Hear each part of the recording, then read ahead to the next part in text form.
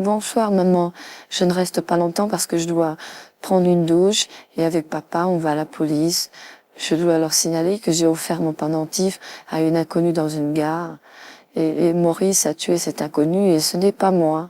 Alors je dois tout expliquer au commissaire de police. C'est une bonne nouvelle dès que tu sois en vie. Mais j'ai une surprise, ton médecin traitant est ici. Il est venu, il a refusé de faire l'identification de ton corps. Il a estimé que sur un pendentif, il ne pouvait conclure que tu étais Béreton. Il n'y avait pas de possibilité sur les tests des cheveux ou autres. Tout était intégralement brûlé. Cette pauvre fille a été massacrée. C'est triste, une fin comme ça. Bonsoir Vic. Je constate que tout est bien qui finit bien. Effectivement, votre mère a raison. Il était impossible pour moi d'identifier quelqu'un à partir d'un simple médaillon. Enfin, en tous les cas, en tant que médecin, c'est pas mon rôle. Non, vous avez de la chance. La jeune fille qui est décédée, pour le moment, il n'a pas été enregistré dans les bureaux de la police que cette fille, c'est vous.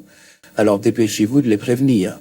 Parce que si vous attendez trop longtemps, forcément, pour eux, il est clair qu'une fille qui a un médaillon, c'est forcément vous, mais j'ai contesté cela. J'ai été très strict en disant, je suis médecin, ne me demandez pas d'identifier une personne sur un médaillon, c'est tout de même pas sérieux. Je vous remercie docteur.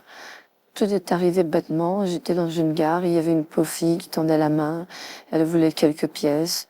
Et comme elle était très pauvre et qu'elle regardait avec désir ce médaillon que tu m'as offert, je me suis dit que ça lui porterait bonheur. Alors je lui ai offert qu'elle en avait plus besoin que moi, qui vit quand même dans le confort, qui a à boire et à manger tous les jours.